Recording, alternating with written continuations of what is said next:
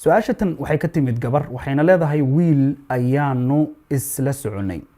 intaanu isla soconay ayaa wuxuu u sheegay hooyadii inuu xiriir naga dhaxeeyo uuna rabo inuu guursado hooyadii way ka diiday waxayna tiri hiblaayo gabadheeda ayaad guursanaysaa isagii ayayna qabanqaabo u gashay inay guri u dhisto gabadha kalena ay isu xarayso waxay tiri aniga isagu si qarsoodiya ayaanu markii dambe isku guursanay intuusan gabadha weli guursan uur baana igu soo baxay uurkii markuu soo baxay dee wax cadow loo jeeduu noqday isagii aanu sheegay isagu waxaa iga muuqatay inuu ka xun yahay uurka waxaa dhacday bay tiri saaxiibkii ayaan markii dambe la hadlay oo waxaan ku yidhi walaalow saaxiibkaa la hadal saaxiibkii markii uu la hadlay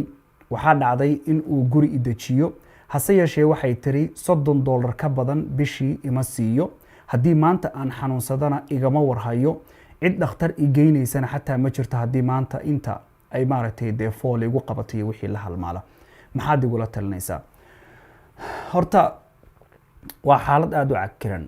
aadna u qallafsan waxaan rabaa horta kow inaa idhaahdo gabdhow meelaha noocan oo kale ha isgelinina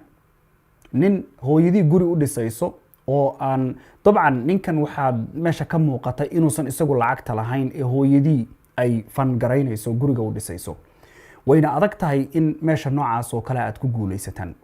aad bay u adag tahay inaad ku guulaysataan marka adiga waxaa kula gudboon kow gabdhaha markaan waanadooda kasoo tago qof kastoo dee gabdhaha ka mida i dhegaysanaya qodbasirada madmadow fara badan baa ku jira anigu sheekh ma ahi idinma fatwoonayo laakiinse qodbasiradu shay xaaraan ay ka agdhowdahay intaa uun baan oran karaya iskaga fogaada iskaga durka diiniyan waa in aad diintaada si fiican u baratid markay noqoto guurka iyo waxyaabaha la xiriira dadku badi ma bartaan guurka waxa la xiriira way iska guursadaan oo kaliya baabuur hadduu rabo inuu watana waa inuu shatiga baabuurka lagu wada soo qaato hadduu rabo inuu dhakhtar noqdana waa inuu laysensigii waa inuu shahaadadii soo qaato laakiin guurkan dhan ee reerkan dhismaya ee dowladaba ka culays badan qofku ma baranayo wixii ilaahay subxaanahu wa tacaala agtiisa looga maaragtay sharci looga dejiyey marka horta marka ugu horeysa fasbir horta samir ilaahay subxaanahu wa tacaala ku samir ilaahay raxmaanna horta ha kuu dhib yareeyo meel adag oo qallafsan baad ku jirtaa waayo gabadhii kaleu hadda guursaday la degan yahay adigii kow masayr qalbi xumo meel waxaad ku jirtaa cakiran oo aada u culus adigiioo haddana xaamilo ah ninkii uurka aada u siday uusan ku daryeelaynin $30 wax la isa siiye maa $30 waxay tahay ma lahan $30 waa taasu lacag laguma tilmaami karo inkastoo dad badan ay wax la-aan u dhaanto laakiin haddana taa lacag laguma tilmaami karo maantana meesha aad joogtid hubaal waxaan kuu hubaaba oo dareemi karayaa in qoyskaaga haddaad xataa u tegi lahayd u qaylo dhaansan lahayd ay ku oranayaan shalayba adigaa ku tala baxday marka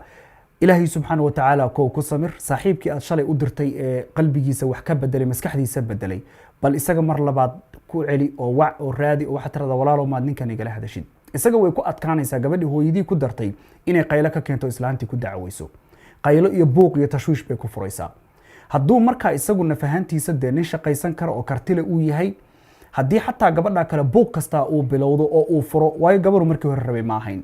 wuu iska furi karaa gabaru markii hore rabay ma ahayn anigu haddaan hadalka kuu soo gunaanado kugulama talinayo gurigaa dumi isfura dalqadahaaga weydiiso waxyaabaha noocaasana haddii qof kugula taliya uu jiro ka digtoonow dadka noocaasa ha dhegaysanin adiga naftaadu waxay rabto go-aankaaga ku soco laakiin anigu guri muslim oo dhisan iyo reer taagan ma doonayo inaan dumiyo kumana oranayo ninkaa iska fur laakiin dee qof aad wada socoteen isjeceshihiin buu ahaa la hadal isku day bal inaad u sheekaysid la hadashid bal inay naftiisa wax iska bedelaan saaxiibadii u dir ehelada qofkii kuu dhow ku dhagaysanaya ku fahmaya u dir biidni illah xaaladdu rajo ilaahay subxaana wa tacaala in fara badan haddaad baridid way isbedelaysaa adigu ha rajo go-in ha quusanin maaragtay ha isdhiibin xaalad walba waxaad ogaataa adduunyada way isbedeshaa habeenkuba iskama taagnaado qorax baa ka dambaysa abaar kasta oo timaadaba roob baa ka dambeeya xaalad kasta oo adagna fudayd baa ka dambeeya kor gacmaha u taago ilaahay bari ina allaha calaa kulli shayin qadiir waajibaadkuu rabbi kuu diray hagaaji